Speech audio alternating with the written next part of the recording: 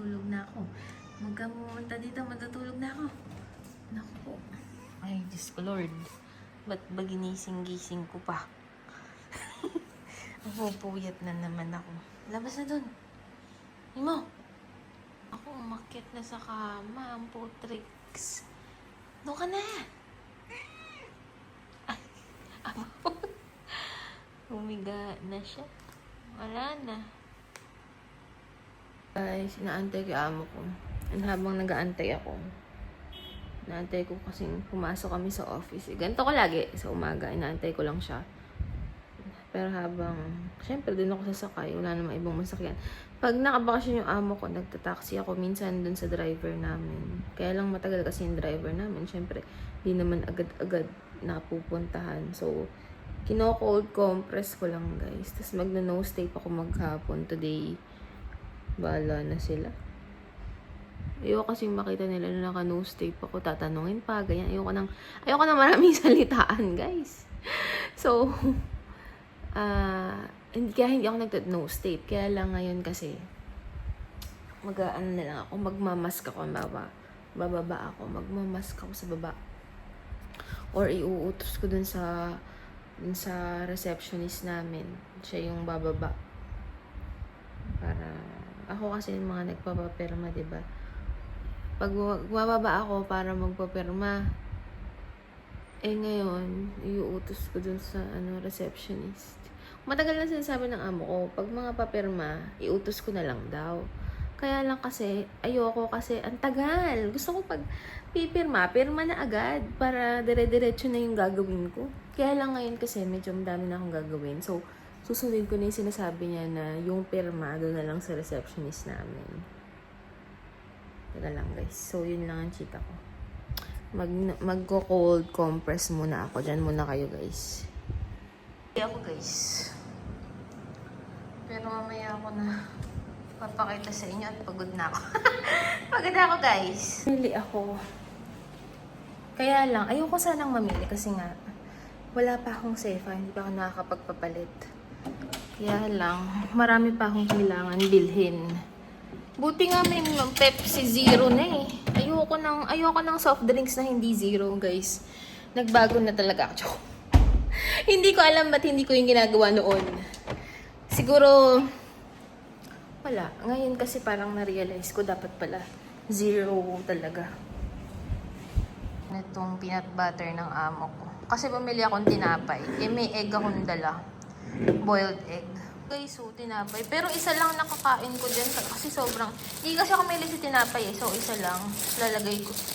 Wala, yung iba pa pamigay ko lang din kasi hindi naman ako mahilig. Mura lang eh. 50 pesos, 10 na. Kuha tayo ng kutsara. Ito na lang. Sana hindi na magugas. Diba? Guys, ito yung egg ko and banana. Yan talaga yung baon ko. Egg and banana. Kaya lang dumaan nga ako ng Tapos may ganito pa ako. Expire na nga yan eh. Guys, ganyan lang ginagawa ko sa QP. Nilalagay ko dyan. May lasa na siya. Bumili ako nito. Grabe naman. Isang upuan ko lang. Kasi tignan nyo. Apaka-cute naman kasi. Diyos ko, parang hangin lang sa tiyan ko. Ayoko na sa earth. Sarap eh. Dami kong kamatis guys. Hiwa-hiwain ko to at lalagay ko sa freezer at masasayang lang. Hindi naman ako magluluto ngayon at next week. Pero kasi nagpabili na ako ng madami para hindi na ako mag-agilap. Ano? Sama?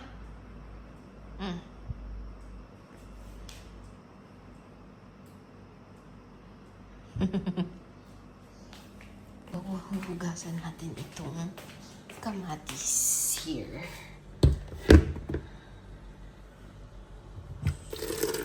Kailangan ko nang lalagyan ng kamatis pag nahiwa na. Ito ko lalagay. Lalagay ko kasi sa plastic eh. Ano? Bakit? Ha? Mimo?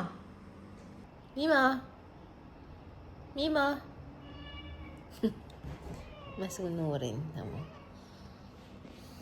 pumasok na. Maghihiwa ako. Doon ka na. Oy.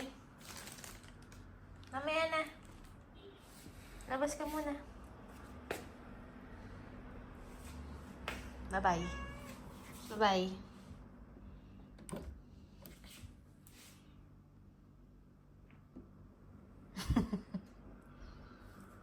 Ito yung iniinom ko bago dun sa grocery. San ewan ko, lemon, 0 sugar. Pero ilan kaya ang calories nito? Ay, walang nakalagay. Walang nakalagay na calories. No? Ano kaya yun? Ito lang calories. Hecho con hojas. Talaga naman tong busang to. Saan na ba? Umayos na.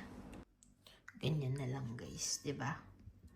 Ganyan na lang ang Tapos lalagay natin yan sa plastic and i-freeze natin. Kaysa malanta lang. Ito na guys, ang finish. May dalawa pa. Pero punong-puno na. 'Di ba? Ako, kaya lang, pinakaayaw ko dyan yung garlic. Finish guys sa tomato. Bumili ako ng Ziploc. Ito siya. Well. So, lagay natin dito guys. Sama-sama together.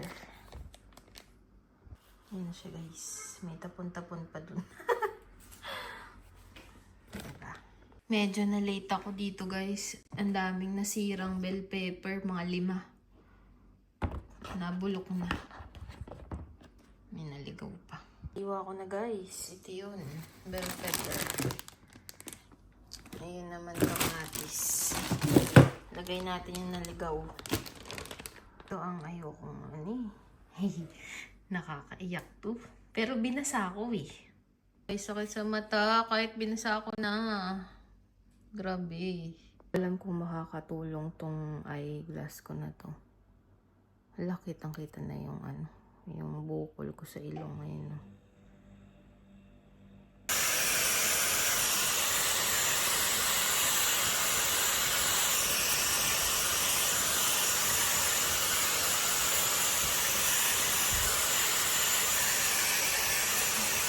Good morning guys. Naantay ko yung amo ko. Papasok na kami Saturday today and mamaya may ganap kami. Kakain lang sa labas.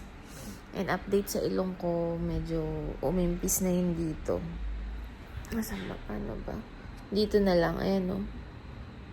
Kita niyo ba? So, kino-cold compress ko pa din yan. Ayan siya.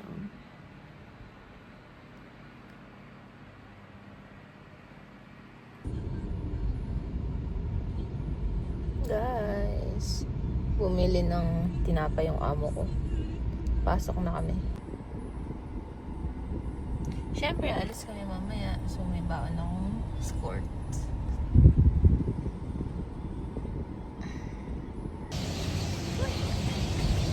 Bago naman.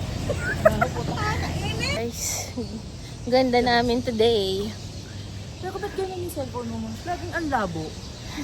Or Siguro lang may mantika. Hindi, baka lang sa Settings.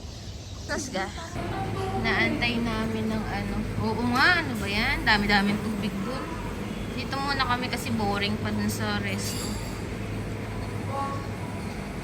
Baby, I did it. Guys, ice cream. Anong kulangot ba ito, guys?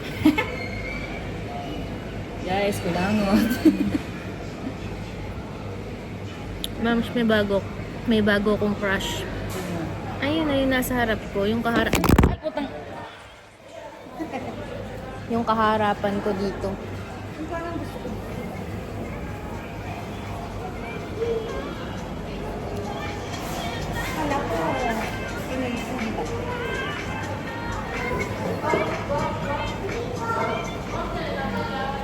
Palette, alright.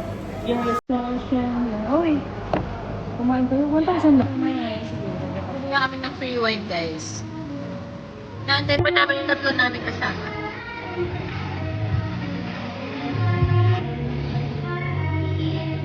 Tikman natin yung wine, guys. Hindi akong pala inom ng mga ganito. Anong yelo?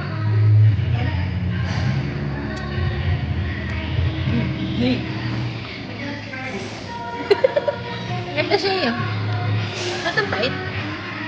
Protos. 2021. Bago pa lang, guys. Hindi pa siya manamis-namis. Dahil yung mga 1960 gano'n. Guys. Carrots with lemon na. Gutom na ako. Gutom na gutom.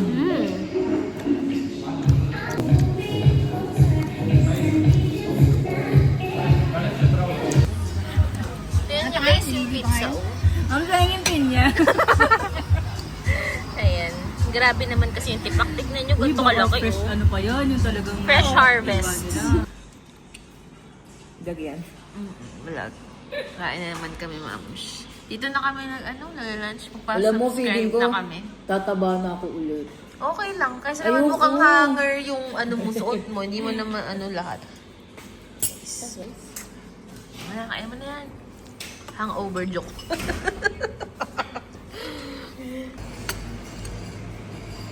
Thanks, ma'am. Siya libre. Ayun ko talaga na. Ay, guys. Nag-taxi lang ako today. Dahil, ewan ko yung amo ko, ipapagawa ata yung kotse. So, wala pa siya. Ako lang yung nandito. Kaya, nagha-hot compress ako. Dito ko na lang nilagay. Kasi nga, walang mabiling dito. Hot and cold compress. DIY lang talaga, bote-bote. Kainis, di ko nadala yung yung hot and cold bag ko. Ayan na. Namumula, oh. Pero, okay naman na siya. Di katulad nung nakaraan, parang dito may malaking bump. Dito naman, parang pahupa na siya. So, ayan. Yan naman. Oo nga. Kasi nung nakaraan, ang laki nung pag nakaganto, malaki yung dito eh. Eh ngayon, okay na. So, baka nahihinog na yung... hindi ko alam. Baka sabi ng mga tao na baka pimple lang yan sa loob. Well, may part sa akin na feeling ko nga kasi tinubuan ako dito. Ayan kita niyo ba? Tapos meron din dito. Kung nasan yung bump, dun tumubo yung pimple. Well, normal naman. Okay naman na. Guys. Siguro part lang talaga to ng healing. Syempre 6 months to 1 year pa yon yung healing. And nakaka 2 months pa lang ako. Hindi pa siya okay. Guys. So, kitang-kita yung pagkapula dito pala, no? Siguro, kaya to? Pimple talaga na nahinog na. Anyway. Guys, sino bang umiinom ng guys? Ganito. Sabihin niyo sa akin kung ano yung best time na uminom ng ganito. Yung mga umiinom ng ganito, please enlighten me and inform me kung kailan nyo to iniinom. Yung best time na talagang tatalab siya. Guys, naantay yung amo ko. Hindi na ako bumaba, wala naman akong bibilin. So, andito kami sa sentro. Wala naman akong bibilin. So, sabi ko dito na lang ako. Yan lang siya. Grabe din naman yung ilaw sa harap ko, guys. Naging ring light na siya. Anyway. 6:30 na. And wala naman akong balak bilhin talaga. Yung amo ko nag-grocery. Ang dami na. In fairness, ang daming tao kasi ang hirap humanap ng parking. Tuesday. Ano bang kaya ang dami nalang pera ngayon. Samantalang ako, wala na akong CFA. Sana all. Diba? Alam niyo guys, di ako marunong mag-drive. And parang wala akong hindi ko siya pangarap. Parang nakakatakot kasi. Hindi ko siya pangarap talaga. Oo, skill yung driving guys. Kaya lang kasi, pag sa Manila ka nakatira, parang mas okay mag-grab ka na lang eh. Unang-una, para kang may baby, di ba? Ang daming gastos kapag nagkotse ka. Tapos, aalalahanin ko pa saan ipapark. Tapos, yung mga maintenance pa. Yung gagastusin ko na lang sa kotse, ipang ta-travel ko na lang. And magagrab-grab na lang ako or Uber. May driver pa. Kasi, alam niya, feeling ko kapag nga nagda-drive ka, nasa yung isang paa mo nasa hukay, di ba? Hindi mo alam. Kasi kahit anong ingat mo, yung mga, hindi naman maingat. So, hindi ko siya masyadong ginugol yung magkaroon ng kotse. Parang feeling ko magastos. Diba? Magastos siya. Siguro pag marami na lang akong pera, wala eh. Wag na lang. Pang travel ko na lang yung ibibili ko ng kotse. Alam niyo ba guys, ang saya din na parang tapos na ata yung war sa Lebanon. So, yung mga pamilya, konti-konti na silang bumabalik. And, kawawa din sila, no? Kasi, lagi silang nag-escape, ganyan. Laging napuputol yung pag-aaral. Although, may mga online. Pero kasi ang hirap nung ganun. Isipin nyo kung sa Pinas nangyayari yun. Saan kaya tayo pupunta? Sila kasi, okay kasi meron sila dito. Pero paano yung mga tao doon na iba? Wala. Diba? Kawawa din. Pero ngayon, okay na ata. Babalik na sila. So, thank God. Nasa second grocery na kami. Naantay ko siya. Ito guys, Apsara. Tapos ito yung ice cream store na masasarap yung ice cream. Tagal ko nang hindi nakakapag-ice cream dyan Dito ulit kami sa EGTC. Kasi inutusan niyang pumila yung lokal dun. Kasi naiinip siya. Di pa rin ata tapos. Ano naman kayang kakainin ko guys? Everyday na lang yun yung problema ko.